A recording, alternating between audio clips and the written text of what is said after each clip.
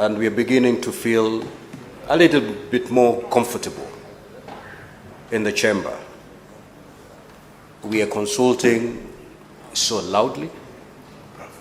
We walk around, we pace from one corner to the other of the chamber. Some of us receive calls on the floor of the House. Now, honorable senators, certainly that is not an orderly House. So going forward, the Presidium is going to enforce our rules, your rules, very firmly. So do not be shocked to be asked to leave the chamber just because you're standing, because you're disrupting the proceedings of the House. So kindly take note, honorable members. Proceed and conclude, Professor. Thank you, Mr. Speaker. I think members must remember that labor migration is affecting all of them, from recruitment scandals to the destination issues that they have. But, Mr. Speaker, I wish to take this opportunity to commend our colleague, Senator Tabitha Mutinda, for sponsoring a labor migration and management bill. The Senate Bill number 42 of 2024, which has been in the committee for a while, and I think it has just been presented here. The report of the committee has been tabled. So we seem to be ahead of the African Union, and we need to borrow some of what is in the document that is coming out. Mr. Speaker, in this regard, I urge the Committee also of Labor and Migration to fast track, now that they have tabled, fast track everything to do with labor migration, because it affects all of us. All of us know people who have suffered in their countries of destination. The committee should move with speed, therefore, to incorporate key provisions emerging from the continental consultations, including the rights-based, gender-sensitive, and development-oriented safeguards, and bring forward any necessary amendments to ensure the legislation is both progressive and aligned in regional and international best practices. Apart from the committee, I urge our colleague, Senator Mutinda, to read the outcome of that consultation. She might also pick one or two things. Honorable Speaker, our migrant workers, many of whom serve in precarious environments abroad, deserve a law that protects them comprehensively.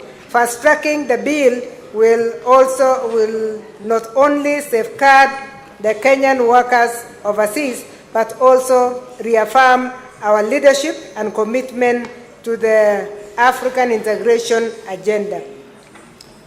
Mr. Speaker, the refined model law is expected to be submitted to the African Union Literary Council with recommendations for partner states to adopt and domesticate it. As a Senate, we must remain actively engaged in both in the bill that is before us and in what is going on in the continent, so that we make the best out of it. Finally, I conclude, Mr. Speaker, by calling upon the Committee of Labor and Welfare to lead the process. We invited them to come for the meeting, and nobody turned up from that committee. It was a little disappointing for me and Senator Mungatana that we didn't have anybody from the committee. When we have regional meetings, we expect our committees to take part. Mr. Speaker, I thank you for the opportunity to make this statement. Thank you. Now, honorable senators, allow me to rearrange the order paper. There are three statements. We'll come back to those, and standing order 53-1. We will move to order number 8, 9, and 10, and thereafter resume the normal flow as contained in today's order paper. Clerk, you may proceed to call order number 8. Order number 8, motion. Report of the Standing Committee on Devolution and Intergovernmental Relations on a petition to the Senate by Mr. Laban Omusundi concerning the branding of public projects with images of governors and members of county assemblies and branding of county vehicles. Question to be put. Clerk, we have the requisite quorum. Senator Manzo, kindly take a seat.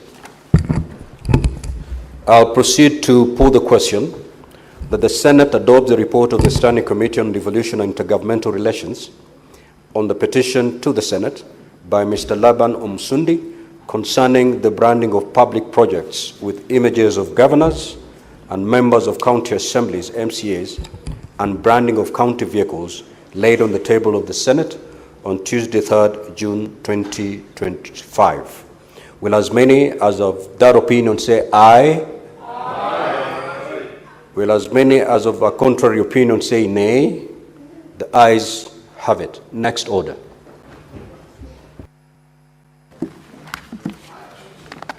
Order number 9, the Social Protection Bill, National Assembly Bills number 12 of 2025, second reading, division.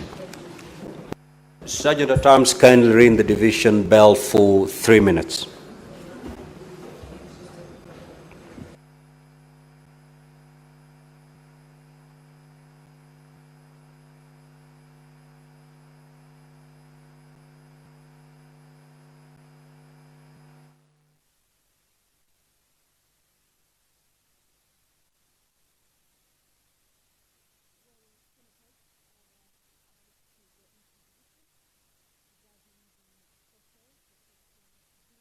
Originating from the National Assembly and being considered at the Senate. This is a bill that is co-sponsored by the Senate Majority Leader, and this is a bill that seeks to reduce poverty and vulnerability and improve the well-being of people by providing assistance. This is a bill that was extensively debated on the floor of the House during the previous sittings.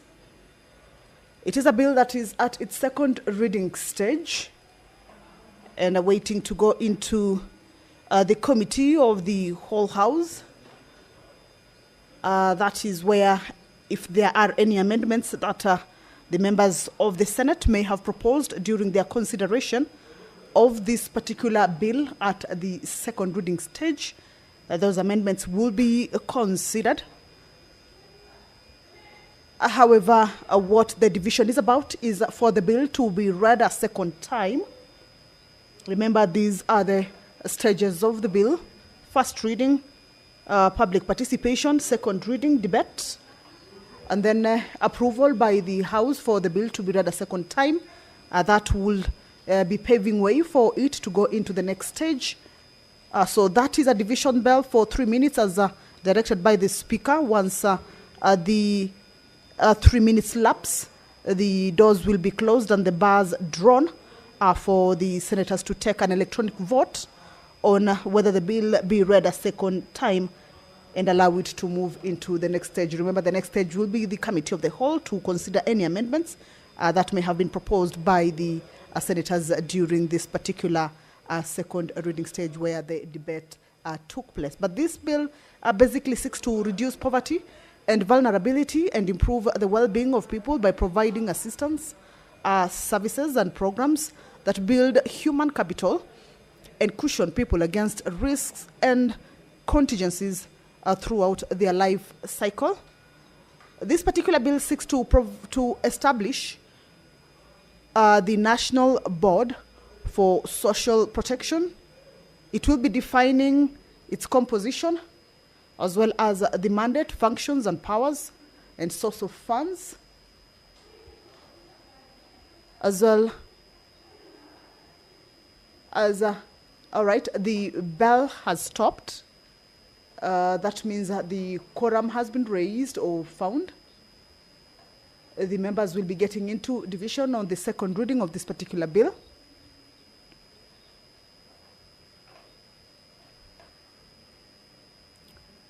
Some of the functions of the board which this particular bill seeks to establish include advising the Cabinet Secretary on matters relating to social protection, also designing and implementing social protection interventions and programs, as well as providing social assistance and social care to vulnerable persons, coordinating social protection interventions, establishing and maintaining a social protection registry, also undertaking civic education on social protection, periodically undertaking indexation of social assistance.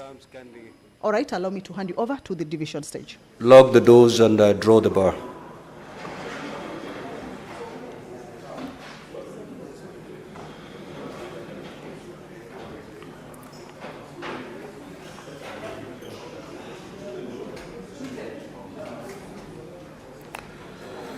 Honorable Senators, kindly take your seats.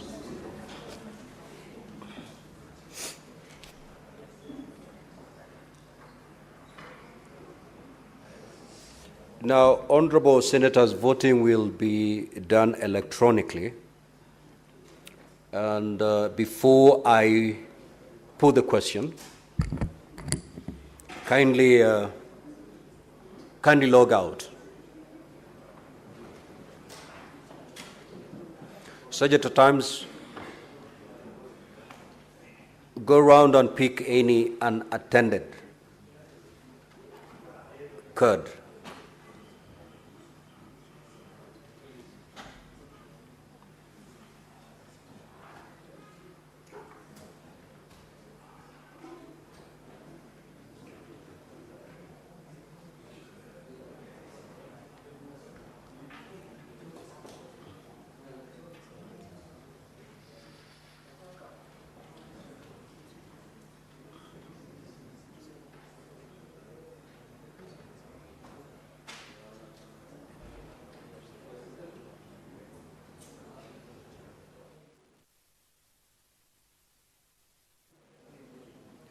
Thank you. So, Honorable Senators, I'll now proceed to put the question that, you log in when you're voting. You may log back in.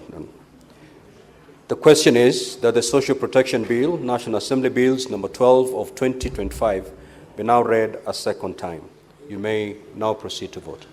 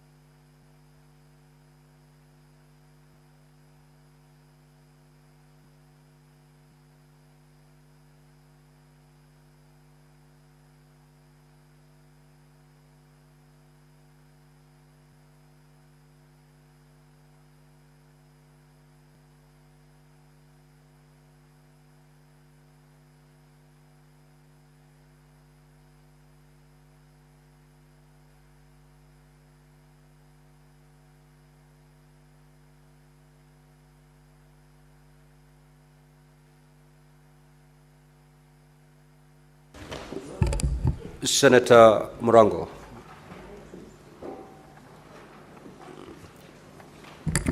The result of the division is as follows. Ayes 29 votes, nays 0, abstention 0. So the ayes have it. A bill for an act of parliament to provide a framework for the administration of non-contributory social protection interventions, to establish the National Board for Social Protection and for connected purposes. Sergeant at Arms, you may open the door and withdraw the bars. Now, honorable senators, we will go back to the statements pursuant to Standing Order 53-1. The Senator for Mombasa County.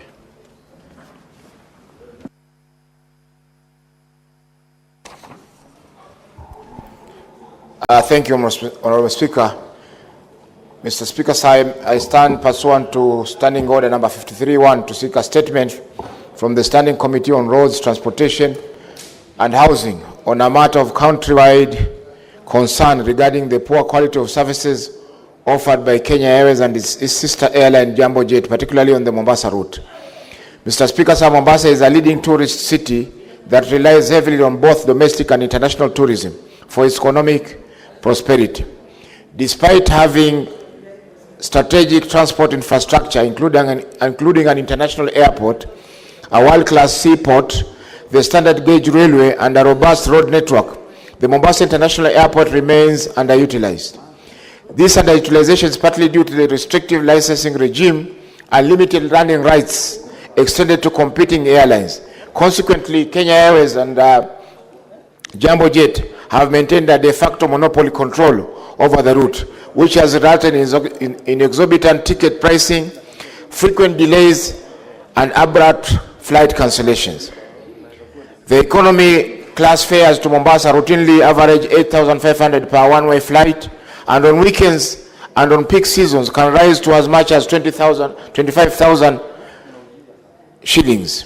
These rates are not only unaffordable to many Kenyans, but also diminish Mombasa's attractiveness as a competitive tourist destination. In the statement, the committee should address the following: the justification for high ticket prices charged by Kenya Airways and Jambo Jet on the Mombasa route. Number two, whether these airlines comply with the provisions of the Competition Act regarding price setting, and whether their operations amount to cartel-like behavior. Number three, the measures in place the Ministry of Roads and Transport has taken to liberalize the Mombasa air route and facilitate the entry of other airlines to enhance competition and improve service delivery. Thank you, Mr. Speaker, sir. The Senator for Nairobi City County, the Honorable Edwin Sifuna.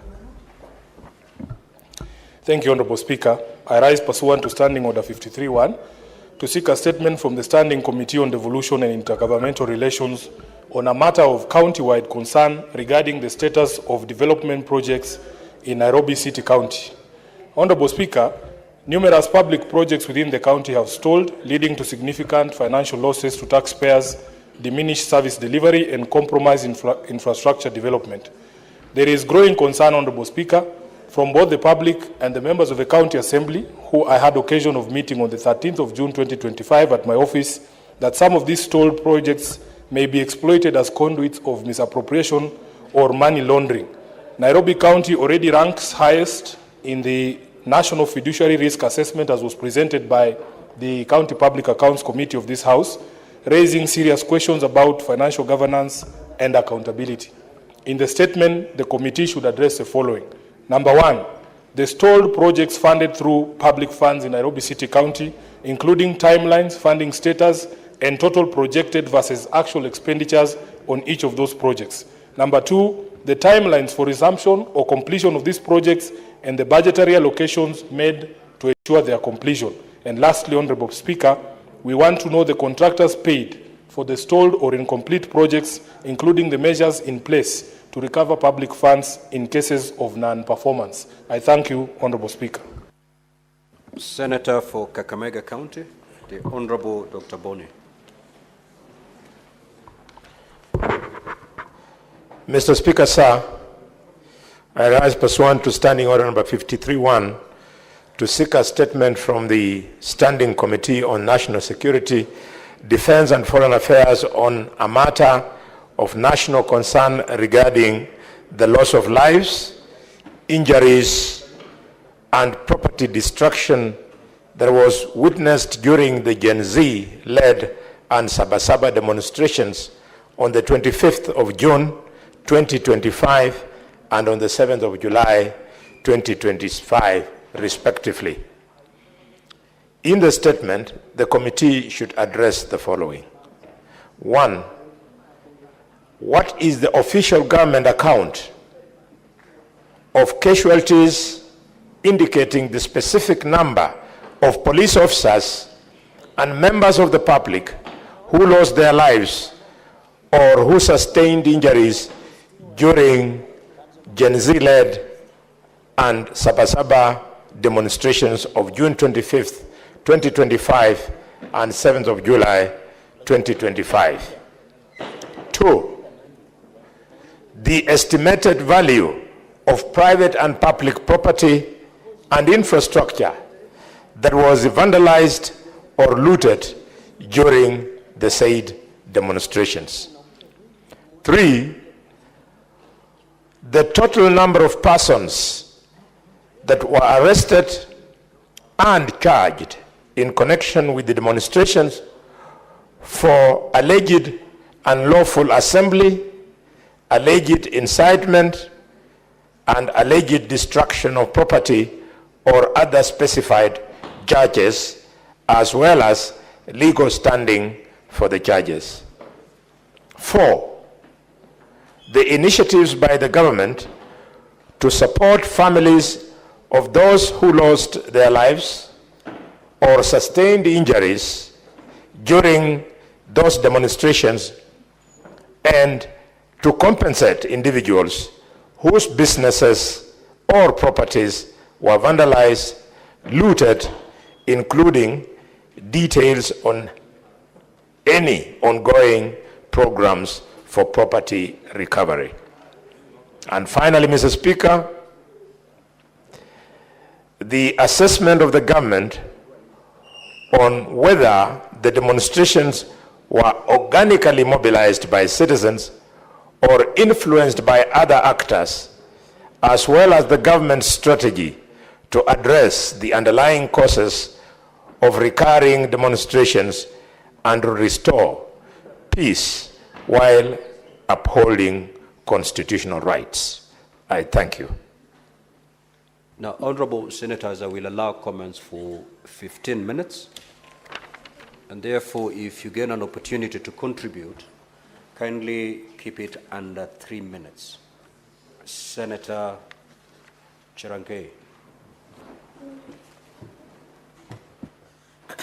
Thank you, Mr. Speaker, sir, for this opportunity. One, I want to commend the statement by Senator Edwin Sifuna and say that there are many challenges, especially in stall projects. I want to challenge Committee on Devolution, Mr. Speaker, to give us an audit of all stall projects across the 47 counties, Mr. Speaker.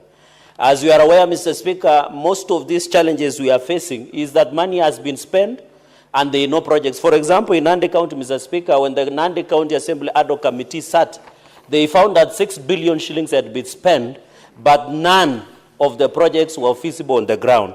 And Mr. Speaker, the rampant one is the stall projects among the health sector, like Kapsengere Health Center in Aldai Sub-County, one in Kobujai Hospital near Kobujai Center, Mr. Speaker.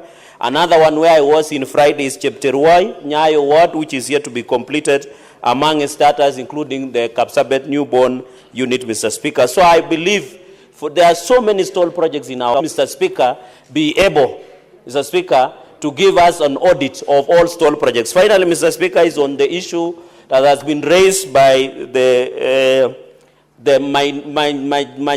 minority whip, Senator Kalwale, Mr. Speaker. He has asserted on the issue of demonstrations. Mr. Speaker, I agree that this issue of demonstrations must be dealt with family. While the Constitution allows Article 37 that all demonstrations must be peaceful and unarmed, what we have seen, Mr. Speaker, is criminality. We have seen hooligans, Mr. Speaker. Yesterday evening, I watched in one of the leading television a nice supermarket proprietor who was complaining in where, Mr. Speaker, where he has lost his property, Mr. Speaker. I agree with the DPP, Mr. Speaker, that all people who looted, burned police stations, burned courts, Mr. Speaker, block roads, rape, Mr. Speaker, they must be charged with domestic terrorism, Mr. Speaker, and even economic sabotage, Mr. Speaker. I agree with the DPP. And in fact, I want to request the judiciary, Mr. Speaker, to stop judicial activism, because we have seen cases where people have been charged with serious offenses of domestic terrorism, where they are being released through court orders or, Mr. Speaker. While I agree, most of these offenses are bailable, but to arrest anarchy, the judiciary must stop judicial activism, Mr. Speaker, and even declined to release most of these accused, Mr. Speaker, and let them stay in remand until their cases are heard and determined. That is the only way, because even judiciary should be careful. They are no longer safe. Even Kikuyu law courts was banned, Mr. Speaker. And therefore, I want to appeal to the most of the young people in conclusion, Mr. Speaker, that the government is doing a lot through President William Ruto. Mr. Speaker, we are now having Kazim Tani and climate works, Mr. Speaker. I think we need to support so that we agree that young people have genuine concern. Senator Faki. Mheshimiwa Spika, pia mimi nitoe kauli yangu juu ya taarifa iliyoletwa bungeni na Senator wa Kakamega. Mheshimiwa Spika, ni kweli kwamba maandamano yaliyotokea hivi siku za karibuni yameweza kuleta hasara kubwa na maafa kwa Wakenya wengi, na ambao wengine ni wafanyabiashara ambao hawakuhusika kabisa na maafa hayo. Mheshimiwa Spika, Mheshimiwa Spika, maandamano yanaharibika wakati baadhi ya watu wanalipa watu ambao wanajifanya wao ni polisi, wanatembea na marungu na wanazunguka kujaribu kuzuia maandamano. Mheshimiwa Spika, wakati maandamano yametolewa taarifa, ni jukumu la polisi kuhakikisha kwamba Honorable senators, ile sehemu maandamano yale yatapitia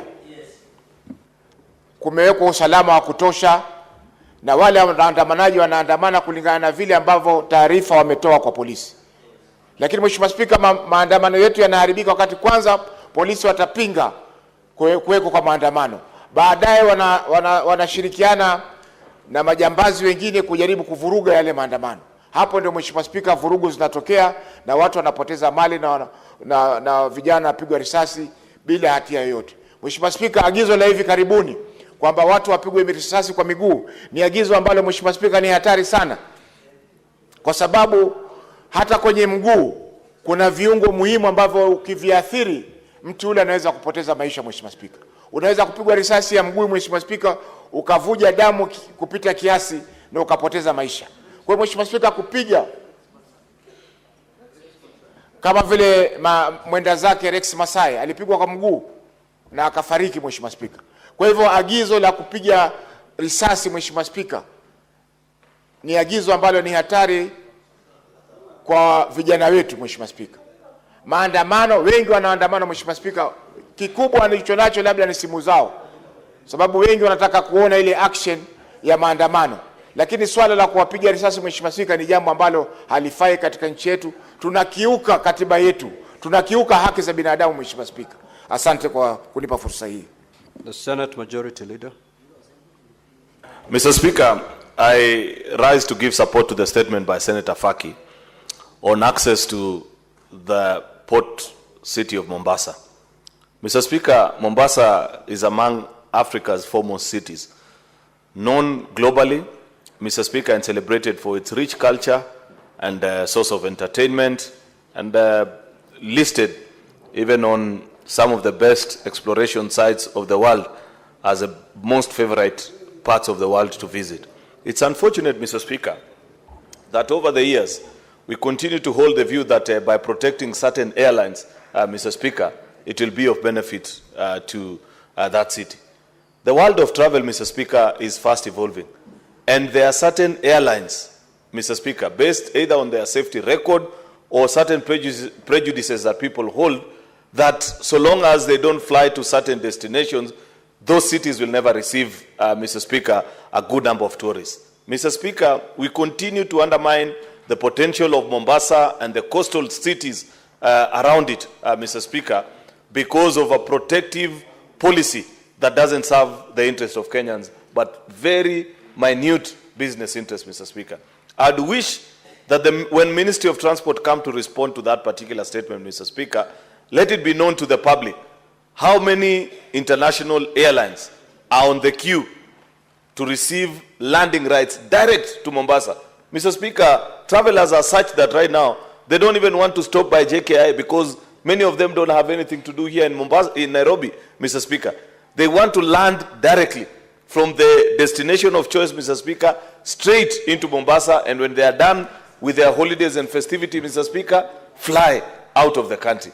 I wish, Mr. Speaker, that we can continue to have a more collaborative approach to this, Mr. Speaker, and appreciate the changing preferences of travelers, Mr. Speaker, and open up Mombasa to as many airlines as possible.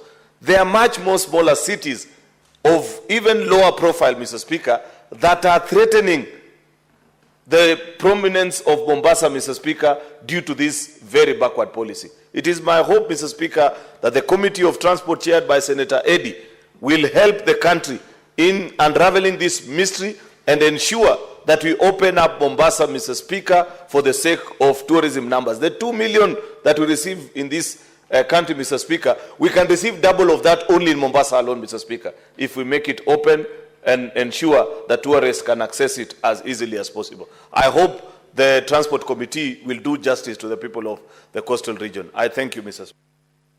Senator Manzo. Thank you, Mr. Speaker. I would like to make a comment on Senator Halwale's request for statement. Mr. Speaker, all of us should be able to adhere to the rule of law. The Constitution is clear. And whenever somebody offends the law, they should be able to face the law fairly so. Mr. Speaker, what we have seen now is unprecedented. It did not happen during the time of President Kibaki, nor did it happen during the time of President Uhuru. Ordinarily, the Public Order Act is very clear on what should happen on demonstrations. It amplifies, although it's an old act, Article 7 of the Constitution. And ordinarily, if a demonstration turns chaotic, a police officer, the rank of OCS, should be able to give a proclamation and give people time to clear. But unfortunately, because I've participated in this occasionally, it will always start with a bullet fired or a tear gas, and that's what will irritate the otherwise peaceful crowds, and also penetration by other people who are not part of the demonstrations. There are no regulations in relation to this. The regulations which are there were made by the Honorable Amos Wako over 20 years ago.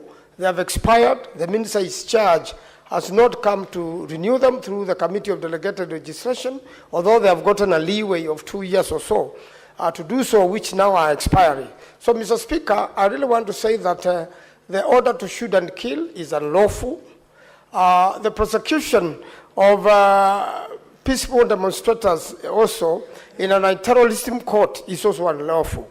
There is a lot of information from CCTV. The real criminals can be apprehended, but also those who send criminals to the streets should also face the law and should be apprehended. So, Mr. Speaker, really I want to condemn what has been happening, and I think the solution is not what we are looking for here. The solution, Mr. Speaker, is to change the government in 2027 and bring a government which can follow the rule of law. I thank you, Mr. Speaker. Senator James Mrango. Asante sana, Mr. Speaker. Mr. Speaker, ningetaka pia kusema kidogo kuhusu taarifa ambayo imeletwa na Senator Kakamega. Mr. Speaker, kuna mambo matatu ambayo yalitokea na lazima tuweze yote kuyangamua.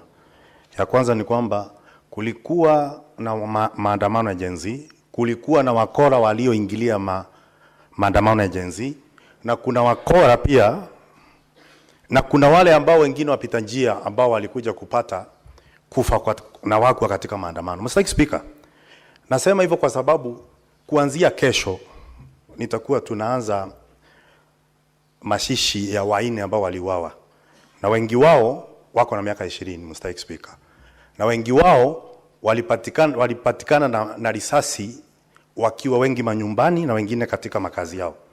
Mr. Speaker, kama viongozi ni vizuri pia tungamue mbivu na bichi, na nimeona wengi wakisema kwamba watu wauliwe. Watu wanafaa kuwa sisi sote ni watarajiwa katika kifo, na kuna miti na komaa mahali ya kutengeneza jeneza zetu wakati tutakapokufa. Na kwa hivyo ni vibaya kati kiongozi kusimama na kusema watu wauliwe. Kwa nini nasema hivyo? Hizo, Mheshimiwa Speaker, ni kama hile inaitwa ila ya kwapa kunuka pasipo kidonda.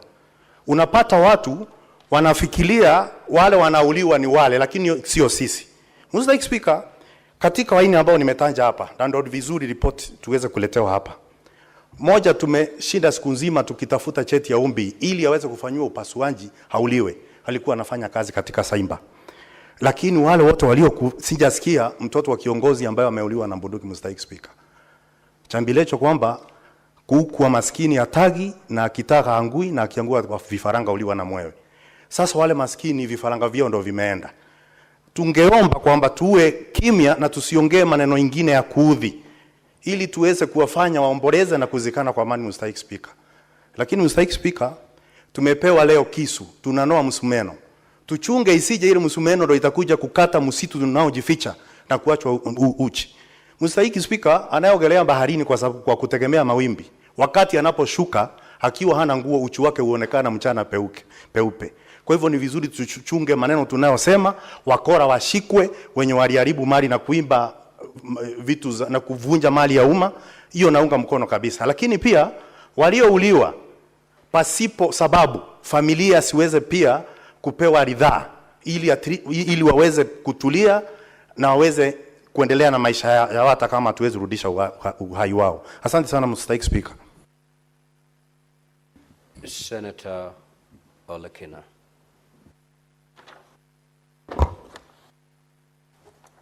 Thank you, Mr. Speaker. Mr. Speaker, I rise to support a statement raised by Senator from the great county of Mombasa.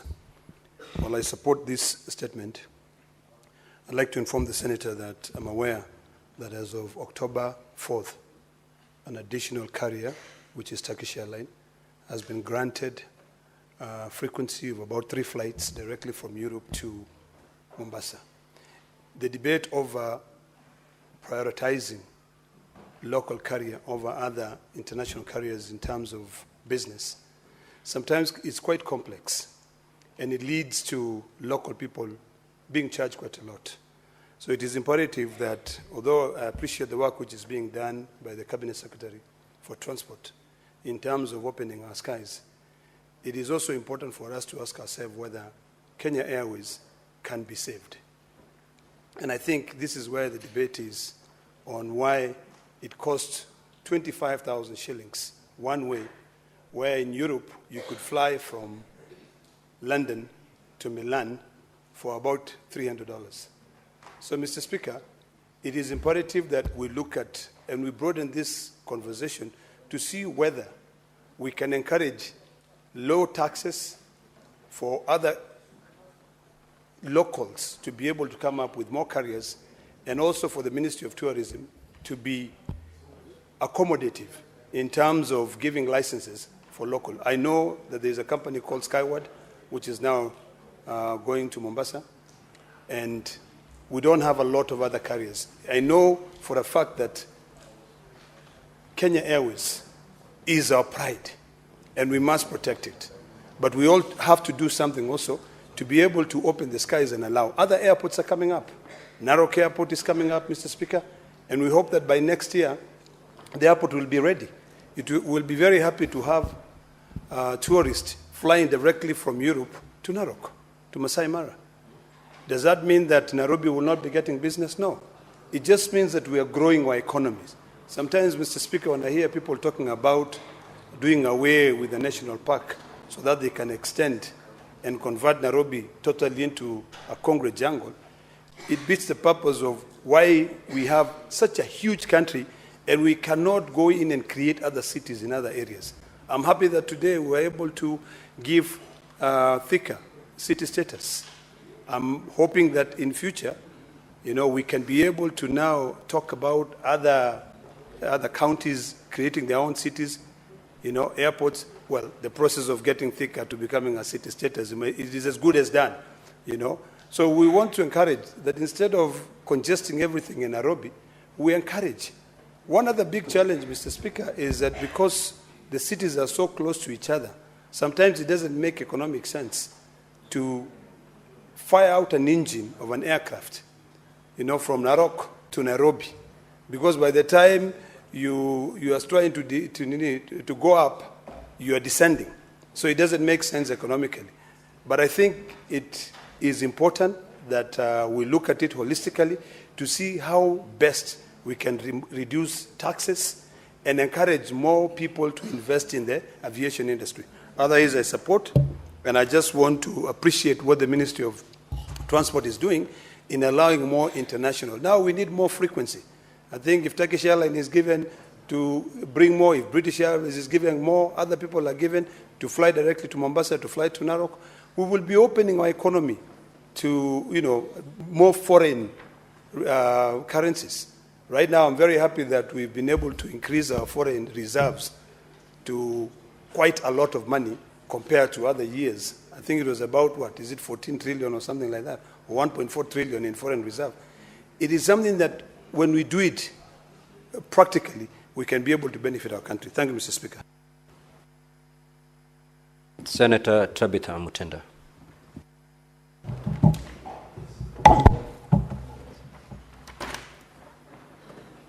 Thank you, Mr. Speaker. Allow me to support the statement by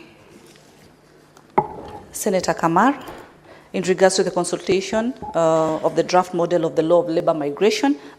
And this is because, Mr. Speaker, I have a bill, which is, I'm happy it's at the Committee of the Whole. And the issue of migration and the issue of our migrant workers, Mr. Speaker, all cutting across at international levels is very critical, Mr. Speaker.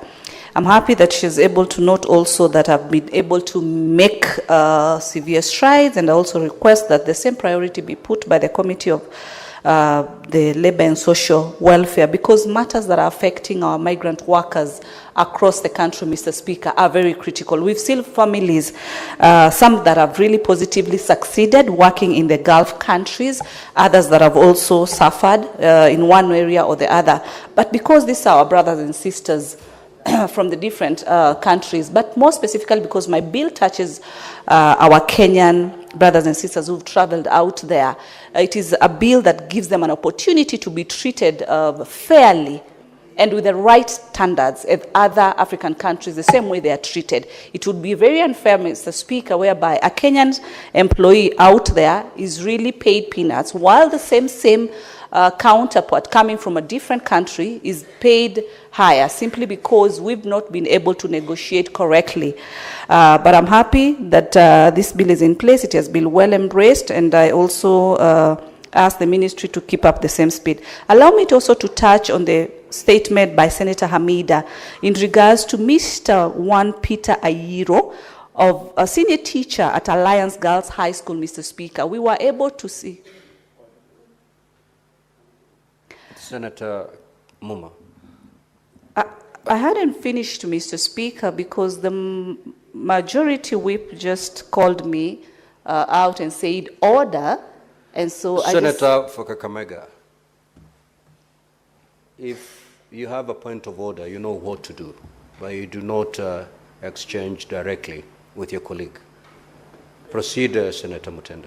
Proceed.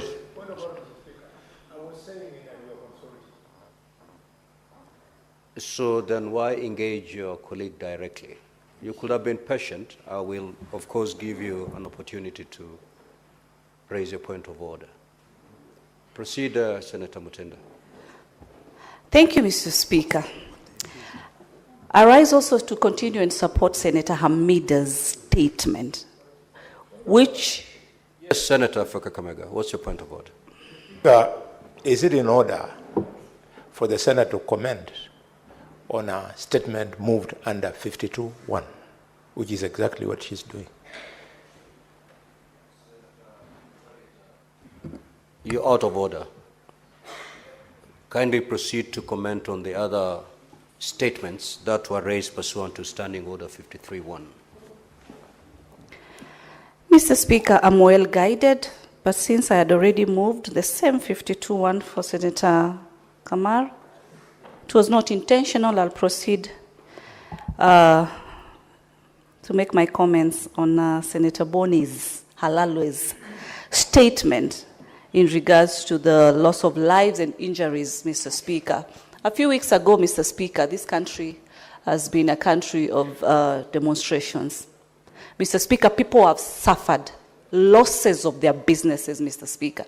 We've been able to see families coming out and deeply saddened and crying for the loss of their loved one, Mr. Speaker. The statement by my colleague, Dr. Boni, clearly states that the government should be able to support these families, Mr. Speaker.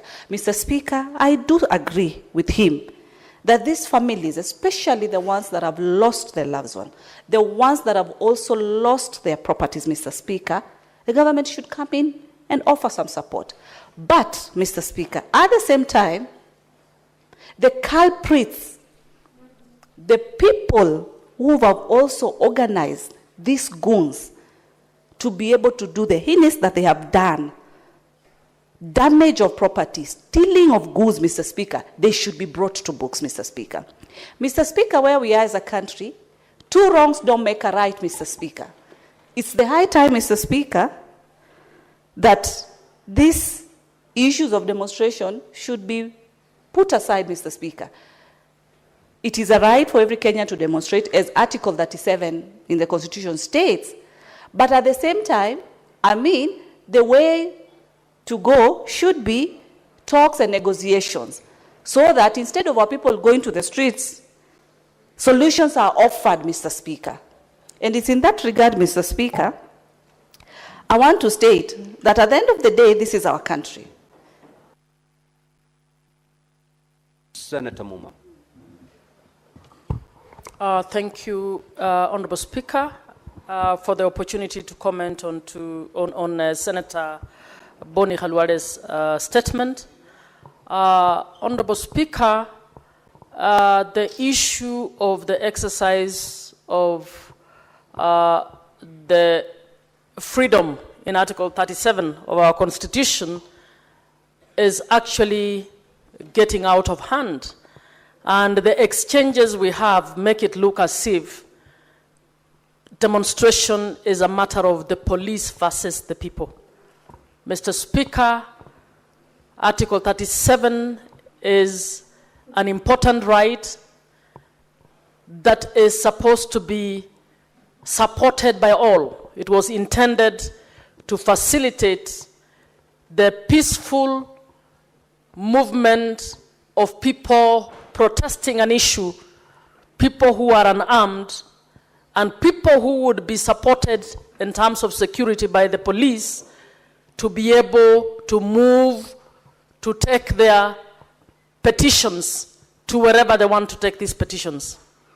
Mr. Speaker, what happened on 25th June and 7th July is a terrifying issue. Mr. Speaker, we saw excesses by the police, but we also saw excesses by the ordinary people.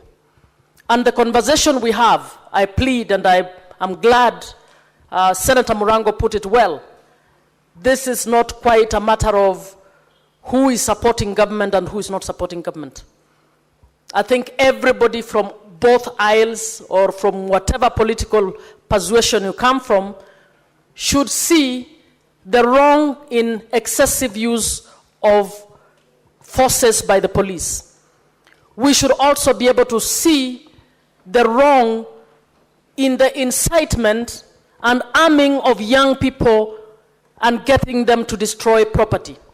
So whoever organized goons, whether it was whatever political persuasion they came from, is wrong to have done what they did.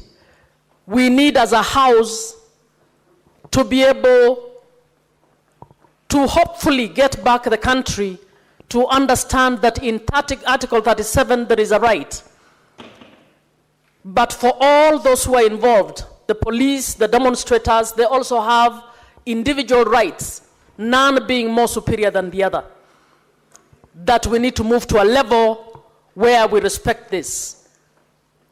Honorable Speaker, it is my hope that the Committee on Security will objectively look at this issue, will help us as a country to be able to call out those who fell short of the standard, regardless of whether they belong to government or not, and will help us to bounce back on the track of what was intended when we as the people of Kenya put Article 37 within the Constitution.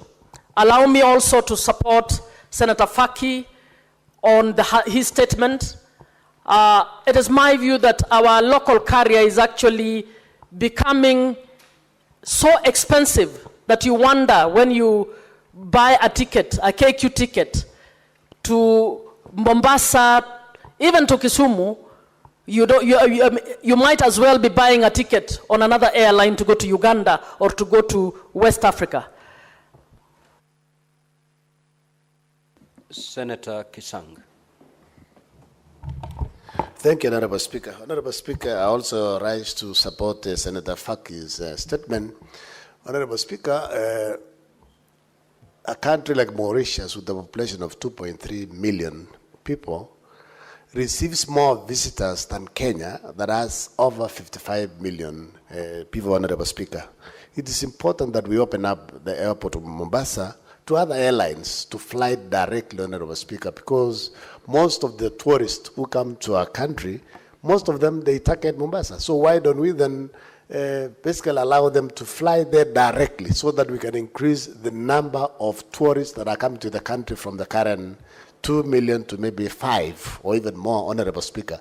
And this will create other opportunities.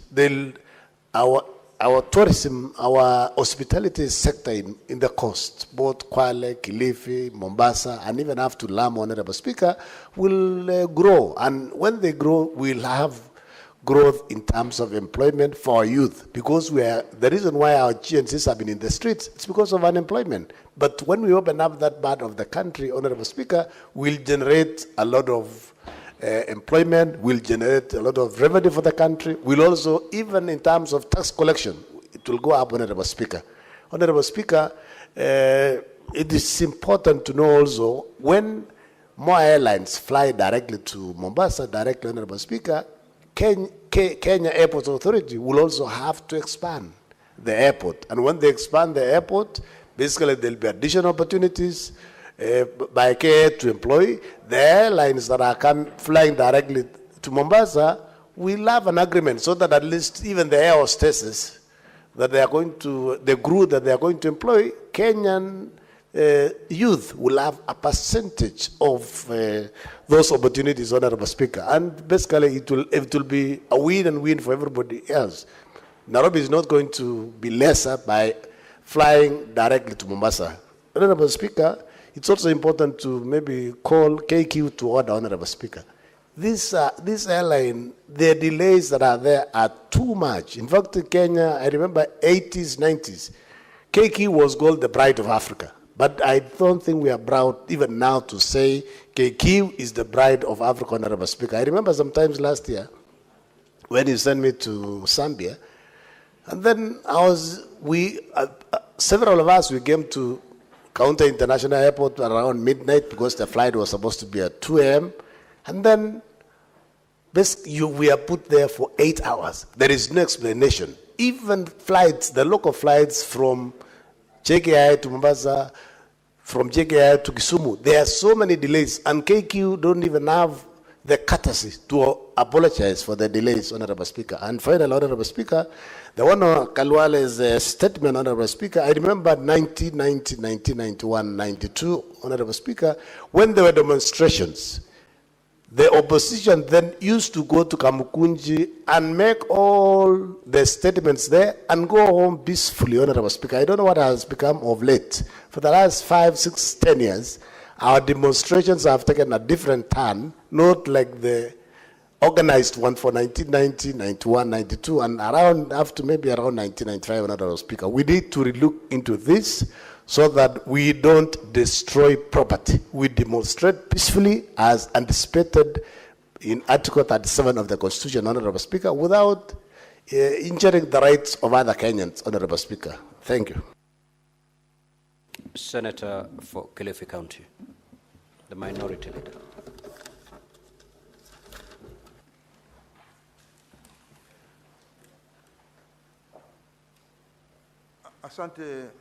Asante mstahiki Spika.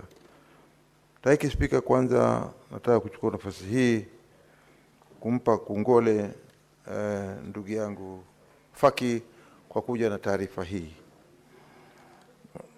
Mstahiki Spika, tunajua kabisa kwamba Mombasa ndio kama kiini cha uchumi wa pwani, na ingekuwa vyema kwamba Mombasa kufikia hivi sasa ndio ingekuwa inaongoza katika Kenya kwa upande wa utalii. Lakini jambo la kusikitisha ni kwamba hivi sasa Mombasa na vitongoji vyake katika pwani vimekuwa vya mwisho katika upande wa utalii. Utalii umekufa katika mkoa wa Pwani. Bwana Spika, mengi pia yanaletwa ni kwa sababu ya uzembe ulioko katika Kenya Airways. Shirika letu la ndege tunalojivunia kwamba it's the pride of Africa, sio pride of Africa, it's a shame of Africa. Ni jambo la kusikitisha, ni aibu tupu, kwa sababu ukiangalia asubuhi kama leo nimeweza kuchukua ndege kuja Nairobi, lakini ukienda na kama Skyward unalipa shilingi 7,800 ama unaweza kulipa kama shilingi 8,900. Ukienda na Kenya Airways kutoka Mombasa kuja Nairobi, ukiwa ulibuku jana unalipa shilingi 25,000, tofauti ya 10,000. Hiyo ni mara mbili ya safari ya kutoka Mombasa kuja Nairobi na kutoka Nairobi kwenda Mombasa. Jambo la kusikitisha.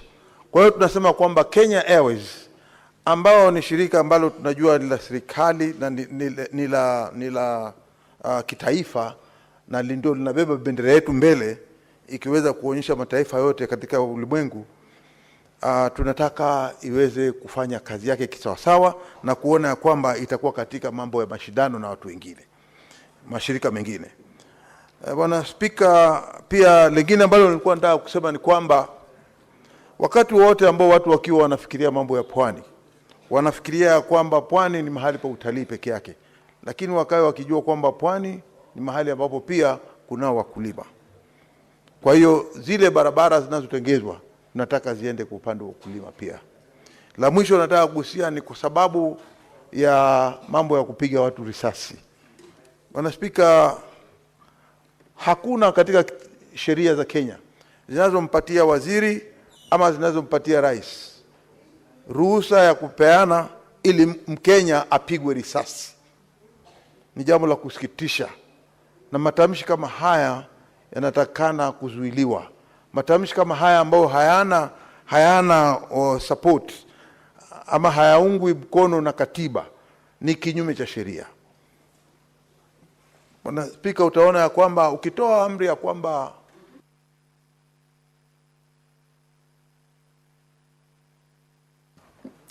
Senator Kinyua. Asante Bi Spika kunipa fursa hii.